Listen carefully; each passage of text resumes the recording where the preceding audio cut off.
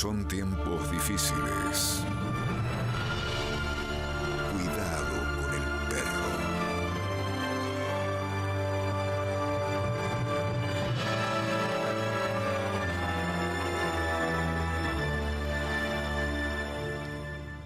¿Qué tal? Buenas noches.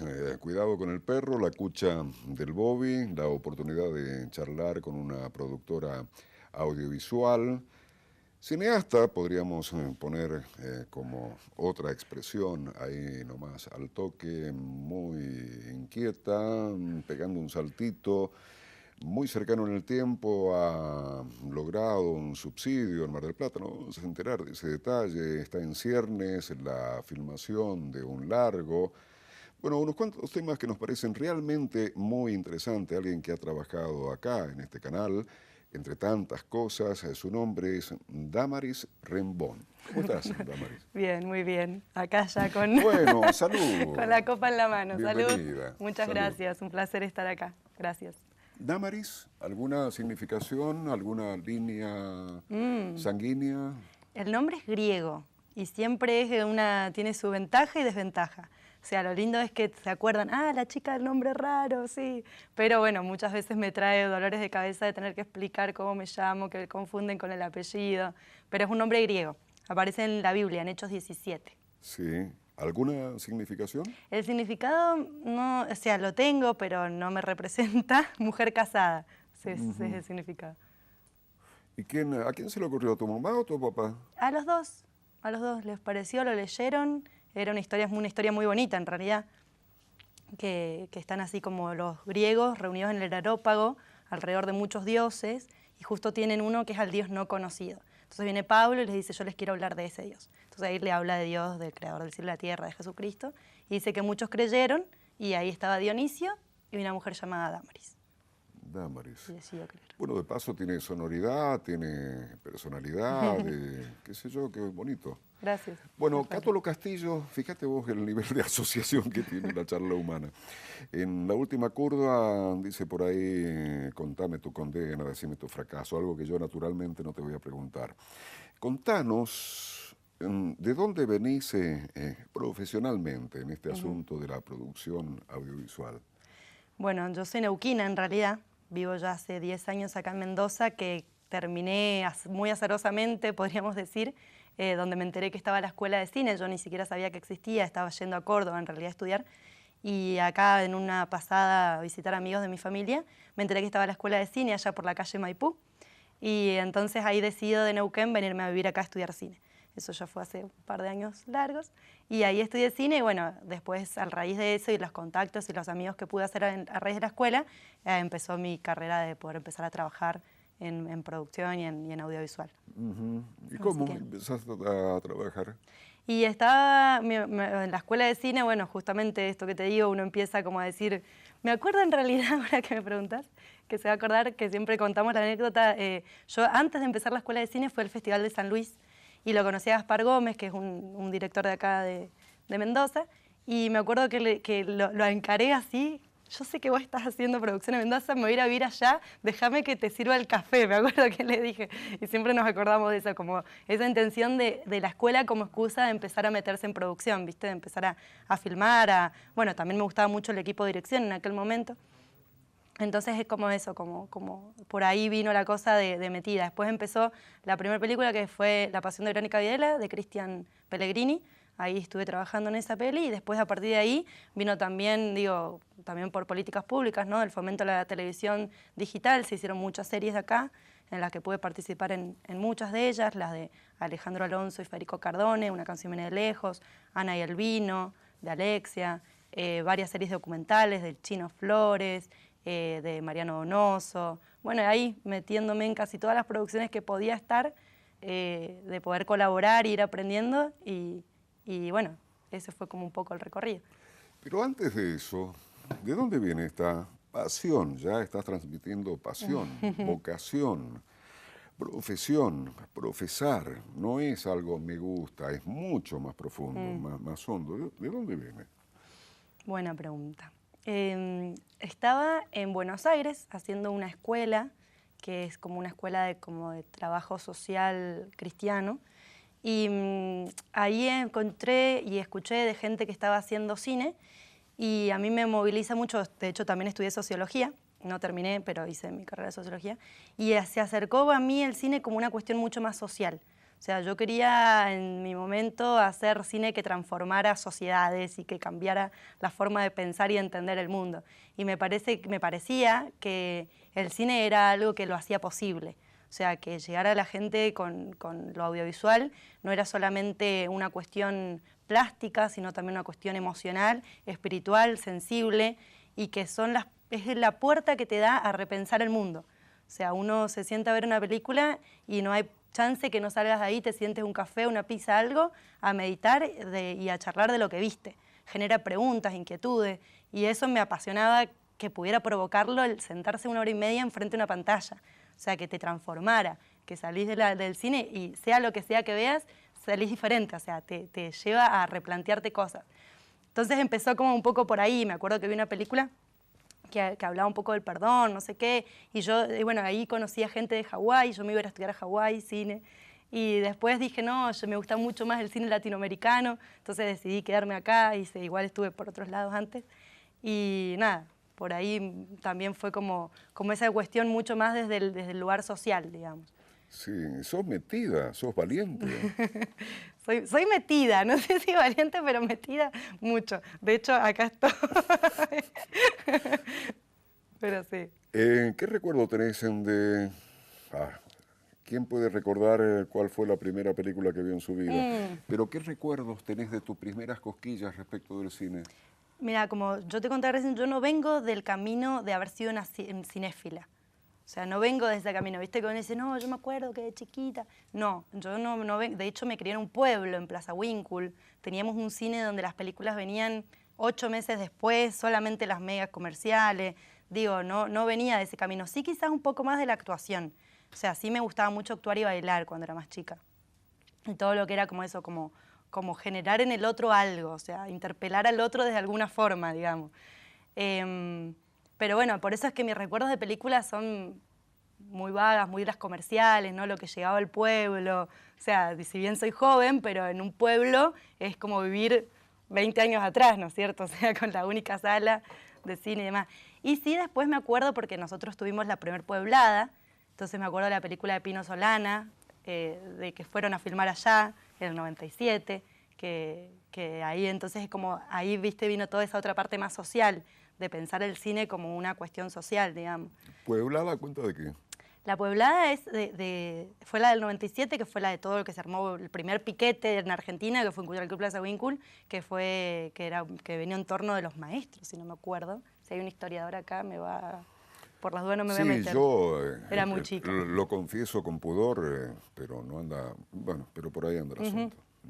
En el 97. Así que bueno, después fui conociendo el cine. De hecho, sigo conociendo el cine. Yo hoy en día no me declaro una cinéfila para nada. O sea, me apasiona el cine, me gusta mucho más hacerlo que verlo. Eso es raro, pero es algo que me pasa.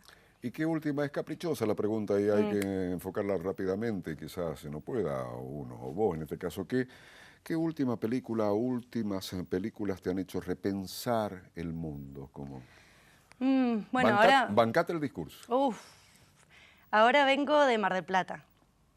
Estuvo el Festival de Cine allá y vi 2 películas que me gustaron mucho, pero en ese sentido de repensar. Una era Los Ganadores, que es un documental, que ahora no me voy a acordar el nombre del director, y que era eso, como una sátira, por así decir, a un grupo de gente, o una observación, lo que pasa es que era como muy fuerte esa observación, que inventan premios por todo. Que no hay persona que no vaya a su premiación sin que salga con un premio, y que hay todo un circuito alrededor de los premios, y que existe gente que se dedica solamente a ganar premios y a hacer cosas para que sucedan los premios como un fin en sí mismo. Entonces hablábamos justamente a la salida de la película sobre cuánto de eso hay en el ambiente audiovisual, cuánto de eso no hay en toda la cantidad de festivales audiovisuales que existen hoy en día en la Argentina y en el mundo, donde es muy poco probable que vos no hagas una película sin que reciba algún premio de algo. Recibe un premio de acá, de algo. Obviamente uno se cree o piensa que su premio tiene un poco más de interés porque está haciendo una obra artística, está hecho un hecho artístico. Pero un poco era eso pensar, ¿no? Bueno, ¿qué cuestión está exitista, ¿no? De la cuestión de los premios por premios en sí mismo, por reconocimiento en sí mismo.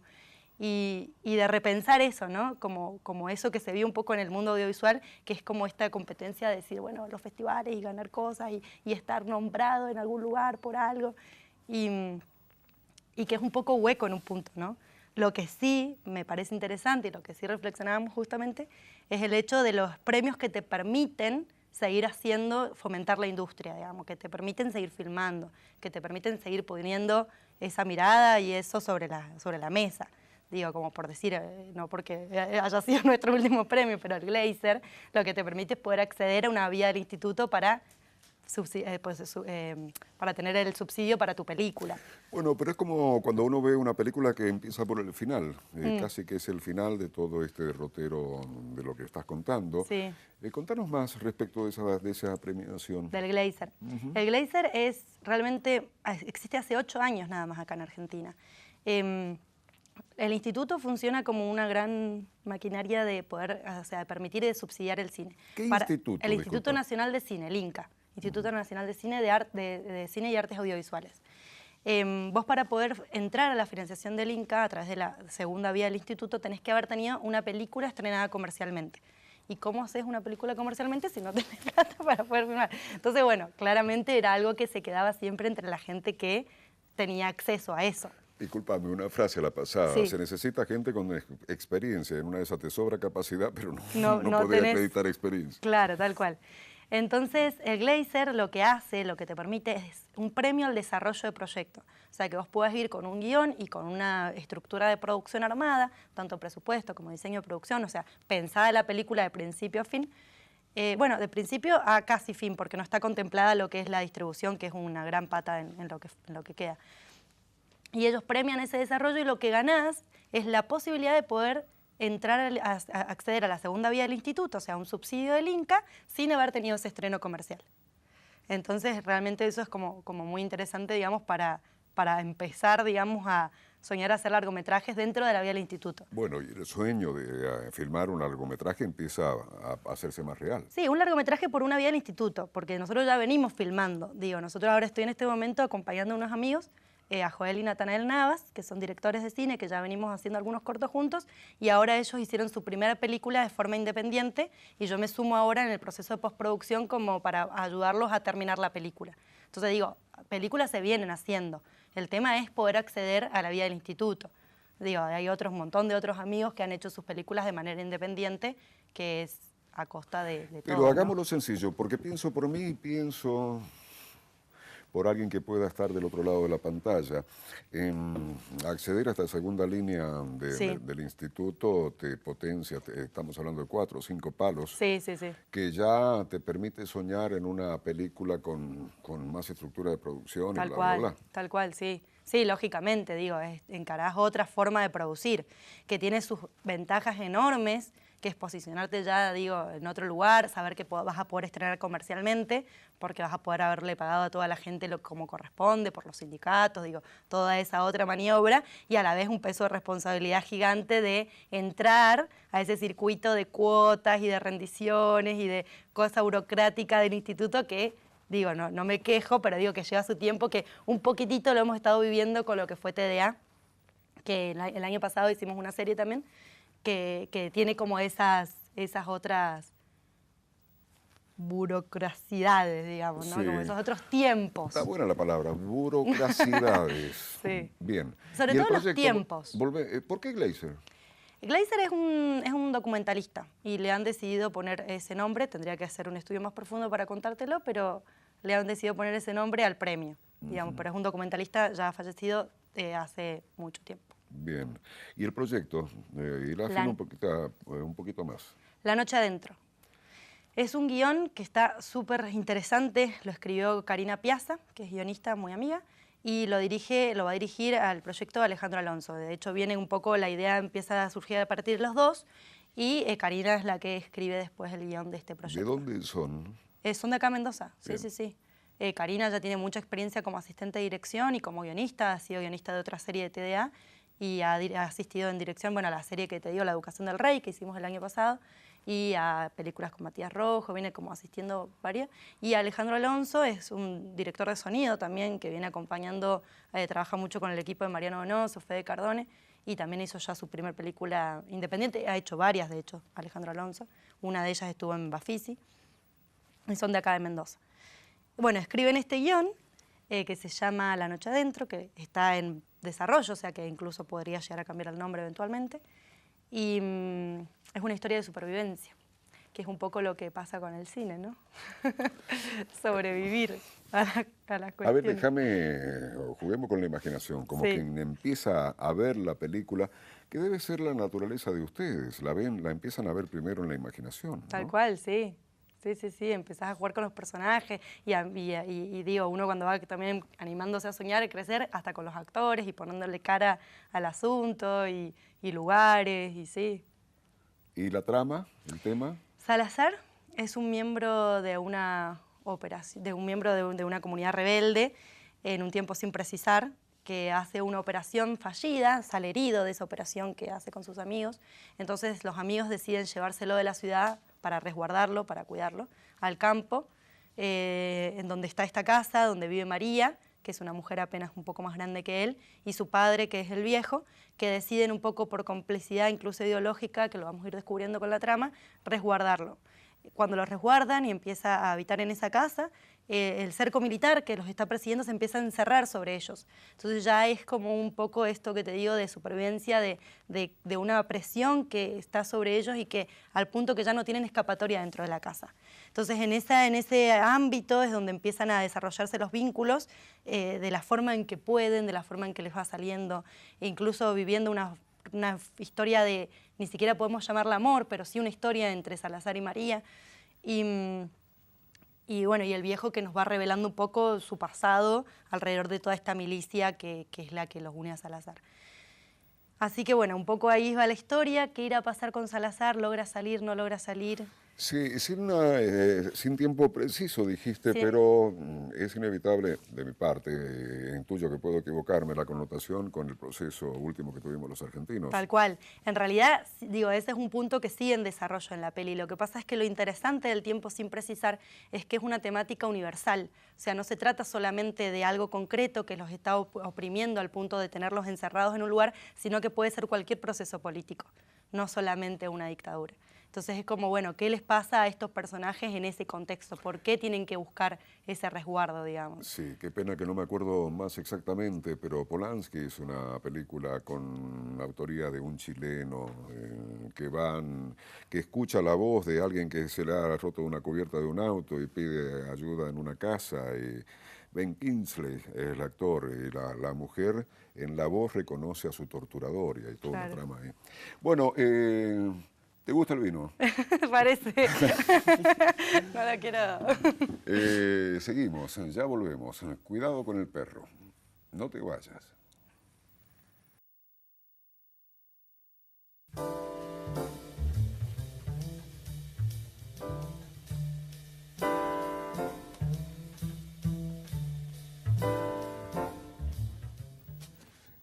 Bien, cuidado con el perro. Damaris Rendón, le puse una M en la presentación, pido disculpas, y empezaba a mandar en cana a todo el equipo. Pero a mí me dijeron una persona que no voy a nombrar que terminaba con M, y otra persona que te voy a nombrar que es Leticia, que termina con N. ¿Viste esas mandadas en canas de la vida? Y ¿Por qué? Pero qué poco elegante en un programa de televisión. Bien, pero vamos a la esencia. Productora audiovisual, ¿qué hace una productora audiovisual? Mira, ayer fue el día del productor de televisión y radio. Y creé una imagen de estas graciosas y lo que los amigos dicen que hace. Y es, ¿qué hace un productor? Y hay gente que no tiene idea de lo que hace un productor. Hoy en día tengo amigos que me preguntan, ¿pero qué hace? ¿Qué hace un productor? Digo, dentro de la producción tenés distintas como equipos. Digo, tenés el productor general, el productor ejecutivo, el jefe de producción y asistente de producción, cada uno con su rol. Si pensamos en la producción general, tiene que ver con alguien que concibe la película de principio a fin, incluso a la par del director o antes que el director. O O sea, es alguien que piensa en el proyecto creativo, en el proceso creativo, desde la idea hasta que la gente la ve en la casa, el cine, y hasta cómo va a ser su distribución después ahora con los VOD o DVD en su momento. Entonces, como, digo, desde caminar junto al guión, sumar al proceso creativo con el guionista, desde el pensar cómo se va a filmar, con qué presupuesto, de dónde se va a conseguir la financiación para poder filmar eso. Si vos la vas a hacer por una vía del Instituto de Cine, si la vas a hacer independiente, si vas a hacerlo con plata de festivales, digo, toda esa cuestión del armado. Después el equipo técnico, con qué equipo vas a trabajar. Obviamente son acuerdos con el director, con quien, digo, depende con cada arreglo, ¿no? Pero desde el equipo técnico, cómo vas a hacer, y después la distribución. Si vas a ir con una copia a una sala, si vas a ir con 10 copias, si vas a hacer estreno mundial, digo, todo eso es la producción. Sí, locaciones, por ejemplo. Bueno, locaciones ya pasaría más a la rama de lo que sería la jefatura de producción, que tenés justamente el jefe de locaciones, que ya tiene mucho más que ver con el rodaje específico. Sí, locaciones en el sentido general, digo, vamos a filmar en Mendoza o filmamos en San Juan.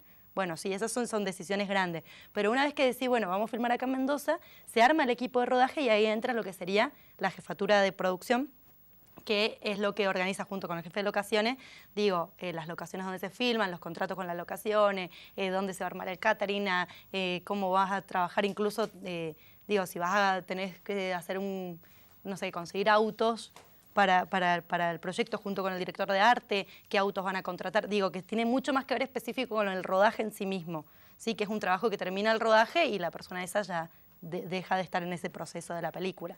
Eso sería. Y el productor ejecutivo que no te decía también tiene que ver con el acuerdo con sindicatos, de pagar sindicatos, de hacer todas las rendiciones, de los acuerdos, digo, mucho trabajo de psicólogo también, viste, de contener al equipo, contener a los actores, la relación con los representantes de los actores, digo, todo ese trabajo de negociación está también ahí en el equipo de producción. Y nada, es apasionante. ¿Y qué más? ¿Qué más? ¿Qué más hace un productor? Sí. Bueno, eso que te decía, digo, depende del rol que cada uno dentro del equipo de producción. Digo, un asistente de producción hasta incluso va a definir dónde van a estar los baños, dónde va a estar el equipo técnico, ¿me entendés? O sea, qué lugares se van a usar para armar cámara, la típica. Llega el primer día de rodaje, todo el equipo armando. ¿Y dónde armamos la cámara? ¿Dónde armamos cámara? Necesitaba un espacio para poner cámara, un espacio para catering, un espacio para vestuario. Digo, cuando la producción funciona, se espera que la producción funcione. Se espera que las cosas tengan excelencia. Las cosas cuando fallan es cuando me dice, producción, ¿dónde está? Y todos los problemas vienen a producción. De algún modo, con una traducción torpe o gráfica, se adelanta el tiempo. Se adelanta, tal cual. El productor está pensando siempre un paso adelante, o dos o tres.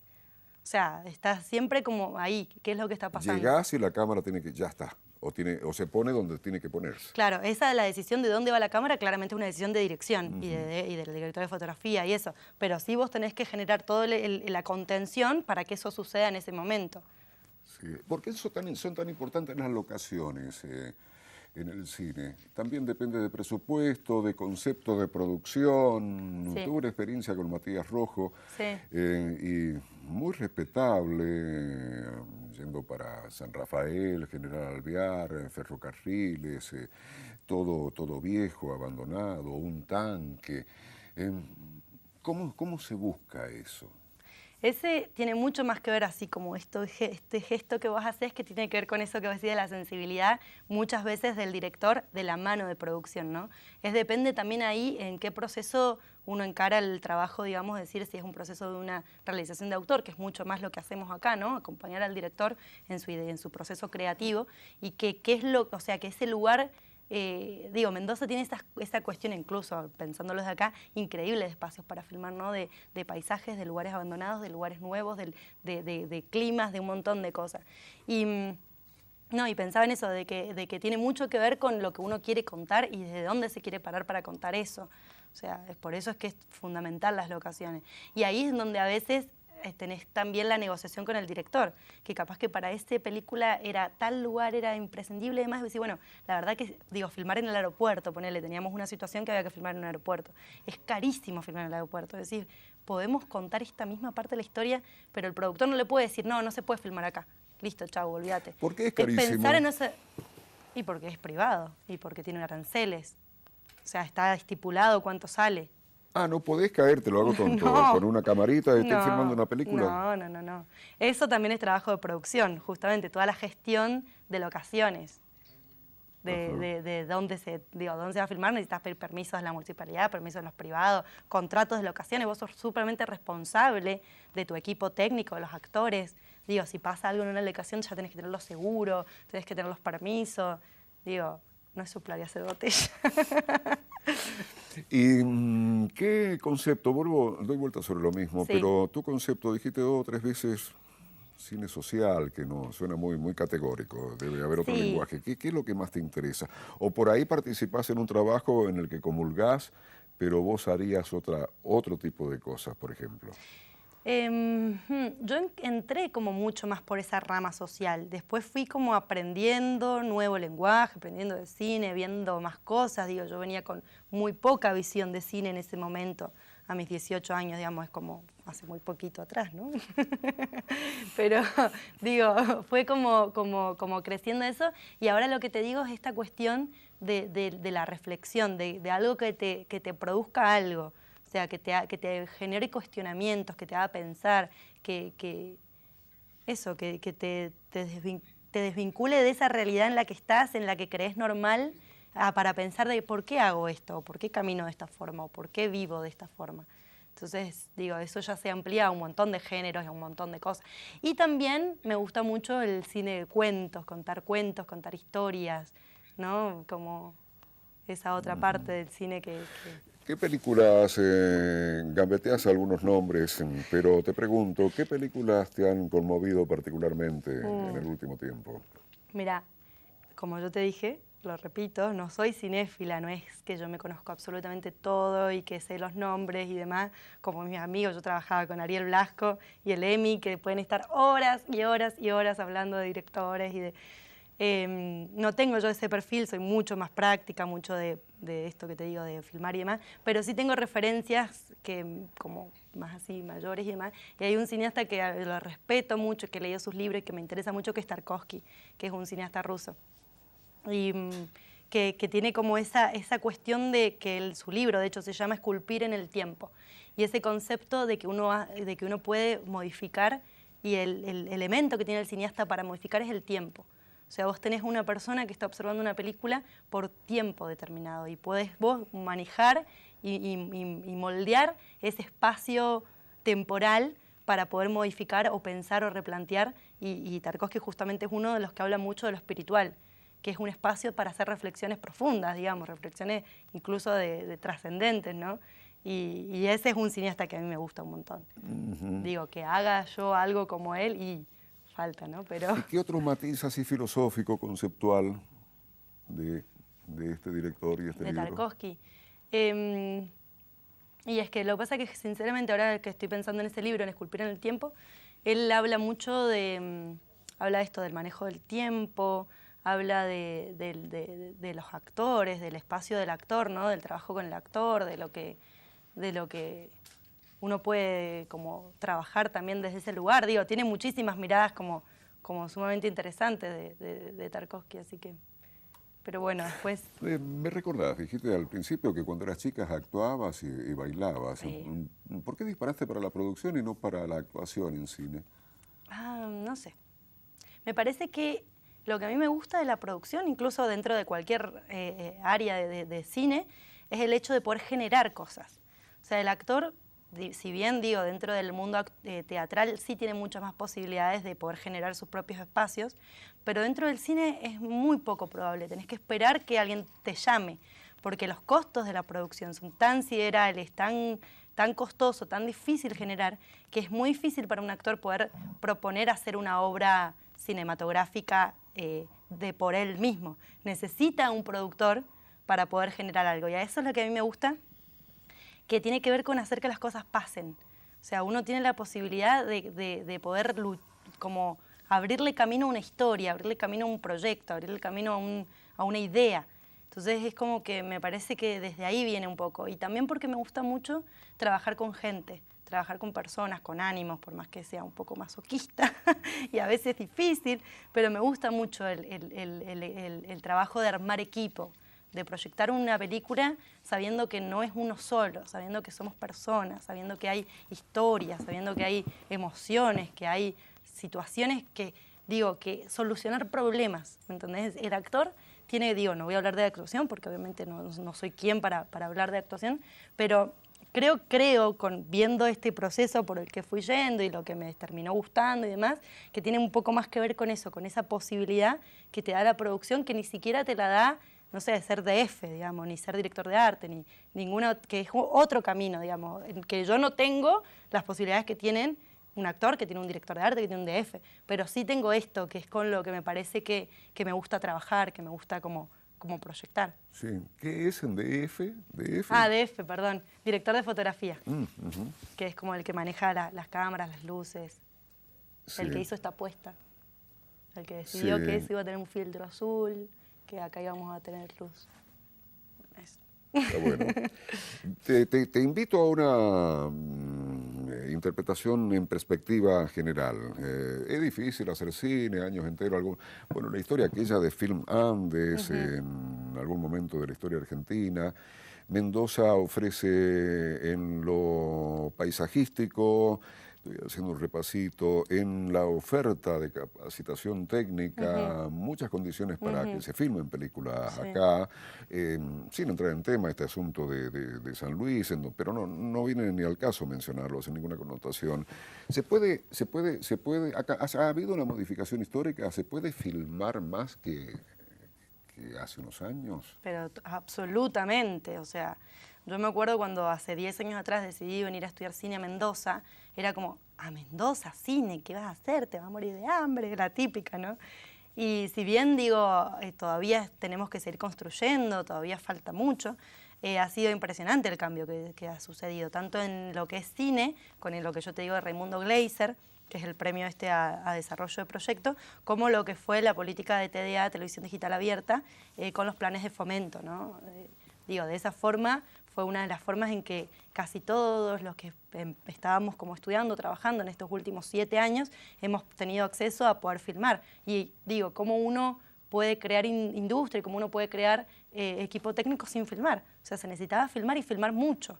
Y filmar para practicar hacer lo que queríamos hacer y vivir de lo que queríamos hacer. Entonces eso ha sido un cambio, pero abismal, digo. Yo entré en la generación donde fuimos beneficiarios de una construcción que venía hace mucho tiempo y de la que nosotros pudimos disfrutar y por eso pudimos tener como muchos trabajos, ¿no? Pero, digo, se han sentado acá con vos otros cineastas que vienen mucho antes que yo, que la han pasado, ¿no? Que ha sido muy duro, que ha sido muy difícil poder filmar. Y hoy también, literalmente hoy, otra cosa que está pasando es que nos estamos animando a abrirnos al mundo también. Digo, ya no solamente quedarnos con, bueno, hacemos algo acá en Mendoza y demás, sino como, digo, aspirar a festivales internacionales, esto que yo te digo, el proyecto este que tenemos de La Noche Adentro, de poder hacerle un camino internacional, de posicionarnos no como cine mendocino, sino como cine nacional.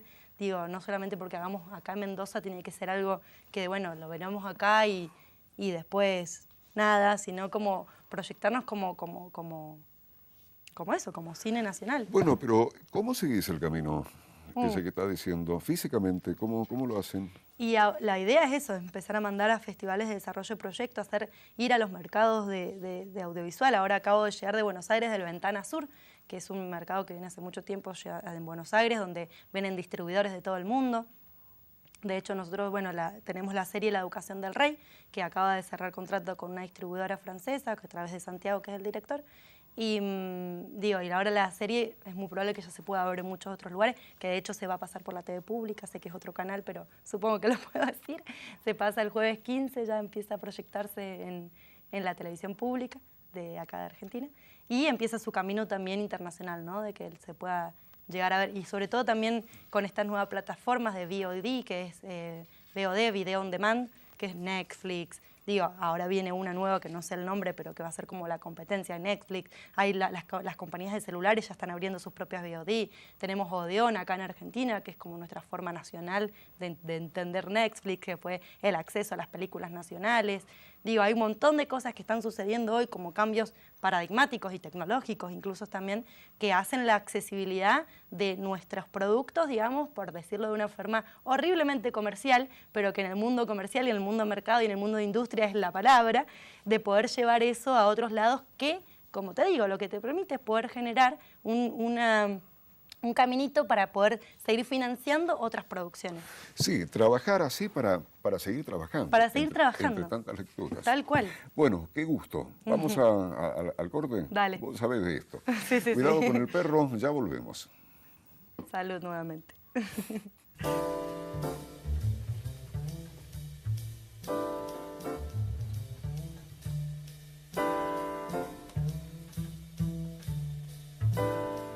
Damaris Rendón. Rendón. Viste que dos me veces trae equivoco. problemas. Esta equivocación es mía. La primera es por una persona que no voy a nombrar. Sí. ¿Viste? Uno se No, debate no. entre salvar el honor o el orgullo o la vanidad estúpida. Esto como juego de humor. Sí. O ponerte así buchón y empezar a mandar en cara. Pero también hay un circuito de... No necesitas un hecho concreto ya realizado con moño y todo, sino de guiones, por ejemplo. Claro. Esto que te digo de desarrollo de proyecto. Digo, nosotros ahora tuvimos una capacitación hace poco con un hombre que se llama Silván, que trabaja en todo lo que es mercado europeo y industrias de festivales. Él tuvo la posibilidad de revisar nuestro proyecto y le gustó mucho. Y a él nos recomendó, él tiene como varios contactos de lugares y de recorridos de festivales como para poder mandar el proyecto, ¿no? Y es eso, como el guión con su estructura de producción y empezar a pensar en premios al guión y también en la posibilidad de coproducción internacional. Digo, no, eso es como decisiones que hay que tomar, ¿no? Si queremos hacer como la peli chica y demás y quedarnos y qué sé yo, o podemos hacer una coproducción. La peli chica no me refiero bajo ningún concepto a calidad, sino peli chica en estructura de producción, digo, de no asociar a otra gente, digo, de poder hacerlo como más abarcable, o animarse a un salto de una coproducción que tiene sus otras dolores de cabeza, pero a la vez también te permite generar pantalla en esos lugares donde la película es coproducida. Pero se puede soñar de otro modo, o sea, sin retomar el tema de recién, que era mucho más difícil. Se puede, entre tantas cosas, soñar con mayor altura.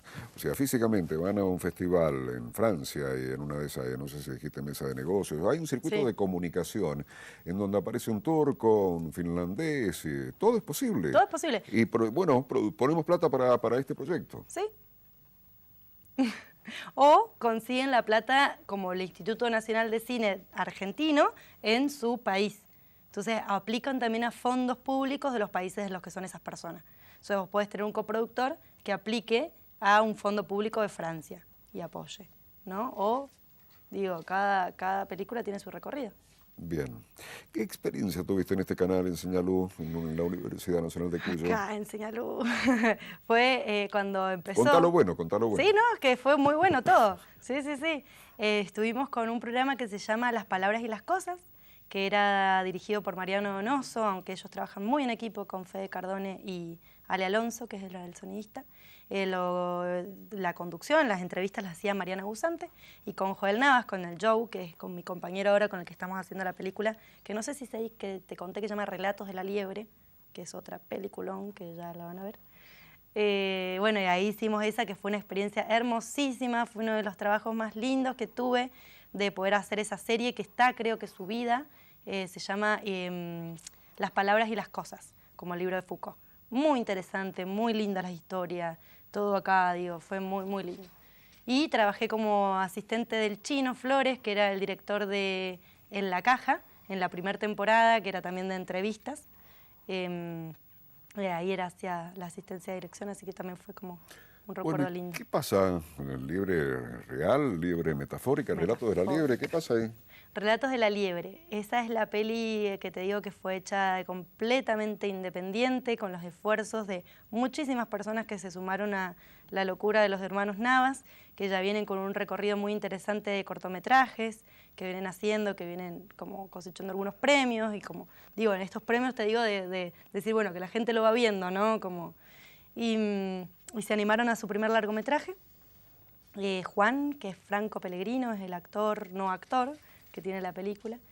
Y bueno, y tiene ahí todo su recorrido de muchos desamores en la vida, no solamente a nivel amoroso, sino a nivel incluso laboral. Le quiere editar su libro, nadie se lo edita, le va como un poco mal en la vida, muchos fracasos. Y a la par ve a este otro mega escritor, que es Willy Oriarte, el actor Willy Oriarte. Y bueno, ahí como en ese recorrido de frustraciones vas conociendo un poco qué es lo que le pasa a este actor, qué lo moviliza, qué no. Y intercalado, que es lo lindo que tiene la película, como él es escritor, el personaje, va contando cuentos. ¿Sí? Y tiene como 3 cuentos principales que atraviesan la historia, que claramente hacen metáfora de situaciones que él está viviendo en ese momento. Entonces es muy, muy lindo. De hecho hay un cuento que se llama, como veníamos hablando antes, El Inmortal, el viejo inmortal, que me hacías referencia a este de Poe. Así que también la verdad que los chicos tienen un lenguaje muy interesante, muy lindo, que tenemos muchas ganas y mucha pila de conseguir eso, fomento para la postproducción o fondos para la postproducción. Ya lo mandamos al Festival de Cartagena, ahora estamos ahí haciendo el contacto con el Cine en Construcción en Toulouse. Así que bueno, viendo a ver cómo podemos como encontrarle, ¿no?, la vuelta para poder terminarla, poder reeditar lo que falta y eso, y que la gente la pueda ver. Intuyo que no estás en el marco de una productora única, intuyo que sos francotiradora, digamos, intuyo que podés soñar con una productora, le he metido nada más, sí. Uno puede intuir cualquier cosa. O te pregunto, ¿es así?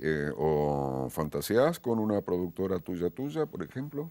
Es que, claro, sí, uno obviamente piensa en eso, es como el siguiente paso, ¿no?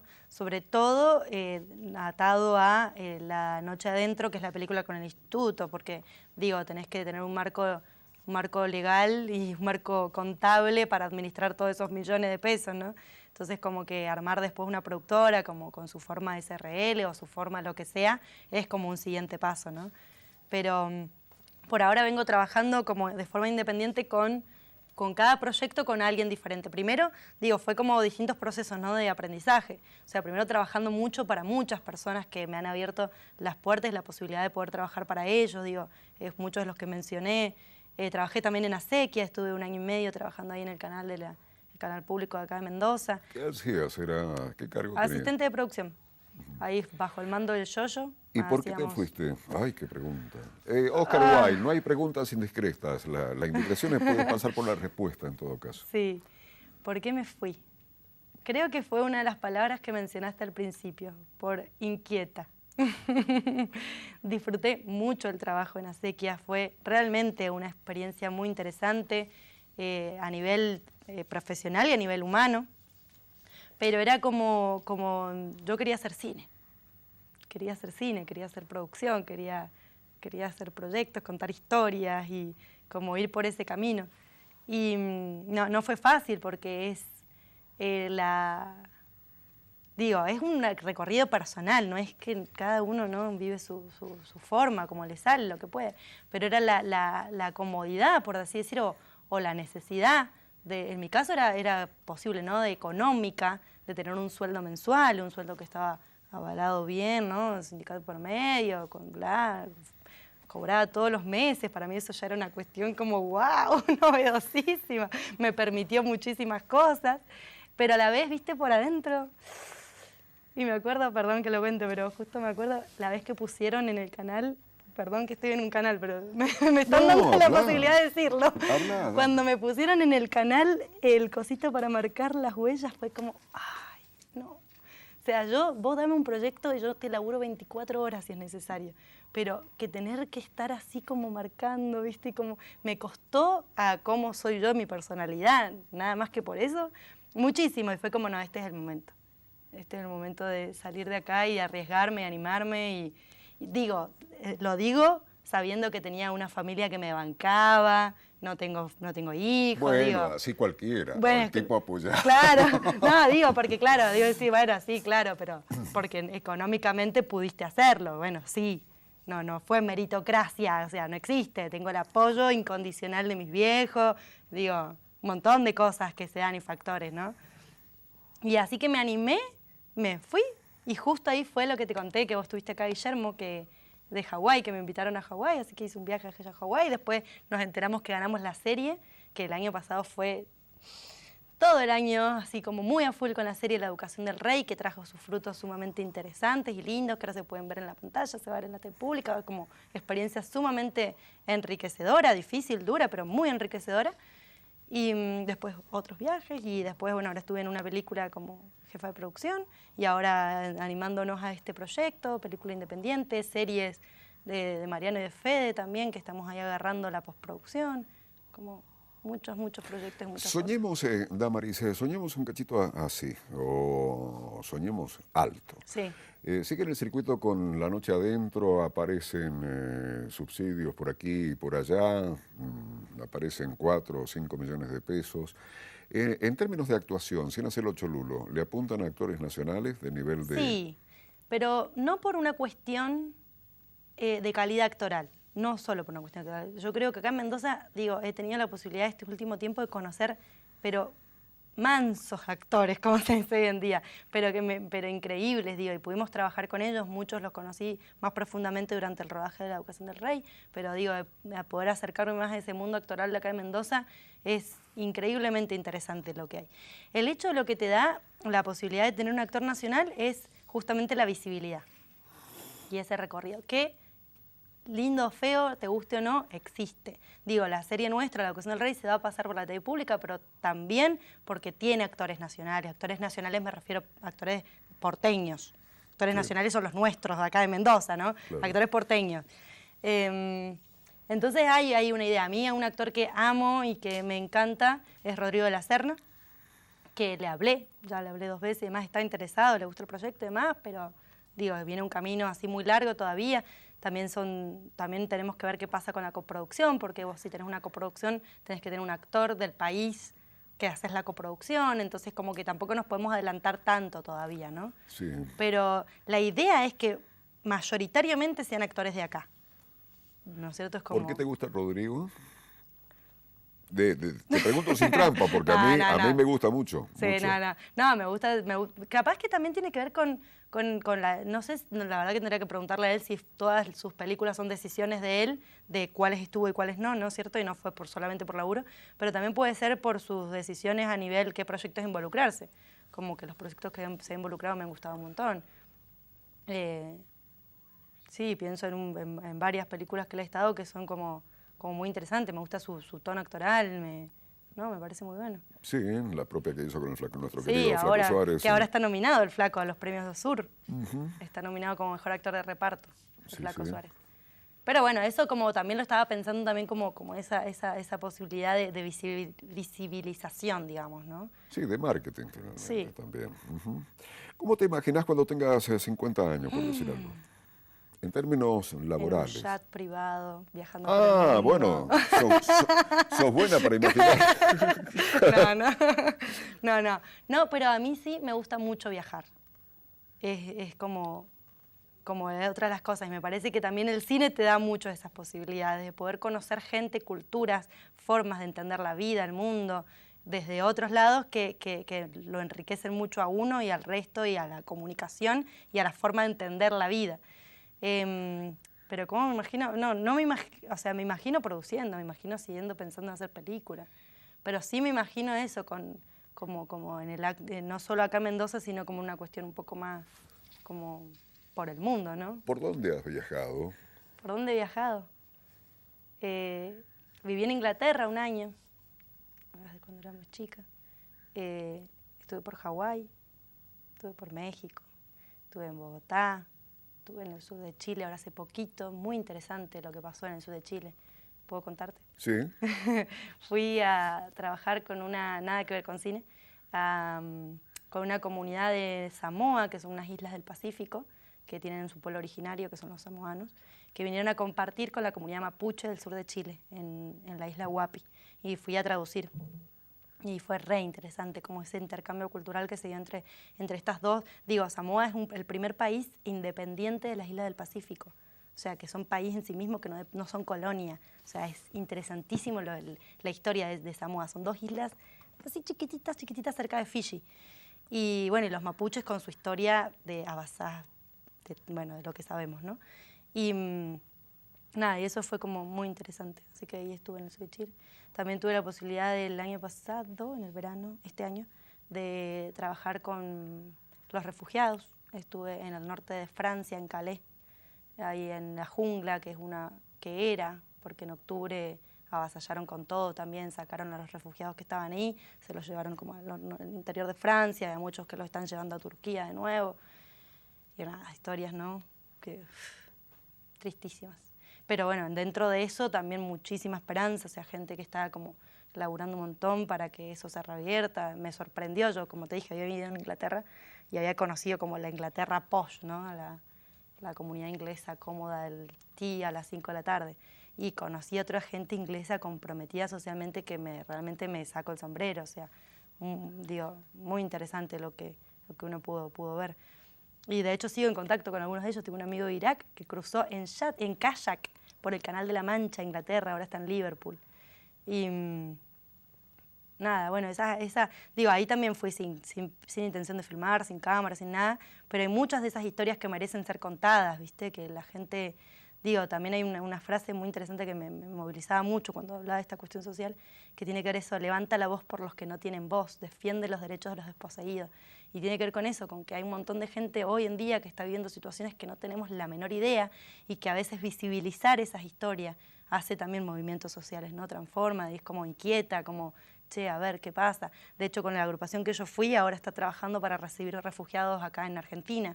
Entonces están capacitando familias para adoptar familias para que vengan acá. Digo, y todo como o sea, no solamente quedarse, ¿no? con lo que uno puede, sino como animarse a pensar que puede ser una transformación social, digo, el tema de los refugiados. Está tan lejos, ¿no? Perdón que siga hablando, pero me acuerdo de un chiste de Mafalda, que está Susanita leyendo el diario, ¿no? Y Mafalda la escucha. Y está Susanita, lee, y guerra acá, tiroteo no sé dónde, hambrunas en no sé dónde. Ay, cierra el diario y dice, ay, menos mal que el mundo está tan lejos, ¿no? Y el mundo no está tan lejos, digo. Pasa acá, no tenemos nuestras historias acá en Mendoza, tenemos la historia de los refugiados sirios no, acá, digo, somos familia, somos una comunidad que nos tenemos que acomodar en este planeta, ¿no? Y nada. De algún modo contestaste, pero trato de ir un poquito más al hueso. No estamos hablando de cine, estamos hablando de vos y estamos hablando de un modo de ver el mundo, un modo de sentir este asunto de lo social. Me parece a mí este asunto de viajar. Hay como una apetencia humana esencial, que por ahí después ande el cine o vea, esta es una situación que podría tener un lenguaje cinematográfico, de hecho dijiste, fui acá sin cámara, digámoslo así, pero esencialmente, ¿qué?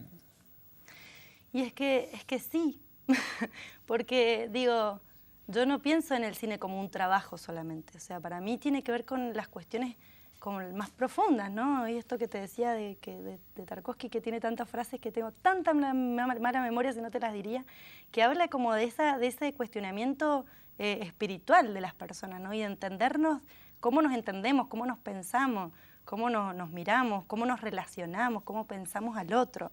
Digo, para mí el cine, digo, si bien tiene mucha parte de trabajo, ¿no? Y de cuestión sacrificial, de laburar, de hacer Excel, de llenar planilla y pegar facturas, pero digo, detrás de eso hay una otra búsqueda, es como, ¿qué me cuenta esta historia? ¿Qué me pasa a mí como persona frente a este personaje?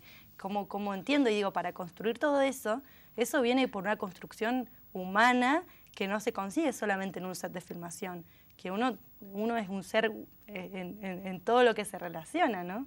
Y uno cultiva, digo, no solamente cultivas el manejo de una cámara técnicamente, ¿no? Cómo hago foco, cómo hago sino cultivas qué es lo que vas a poner delante de esa cámara, desde dónde vas a posicionar, desde qué proyecto vas a elegir para contar, ¿no? Como toda esa construcción no la haces en un estudio, la haces en conocer todas estas realidades y estas historias y el interés de cada uno, ¿no? El mío es cada persona que se acerca a un hecho artístico se acerca desde algún lugar diferente.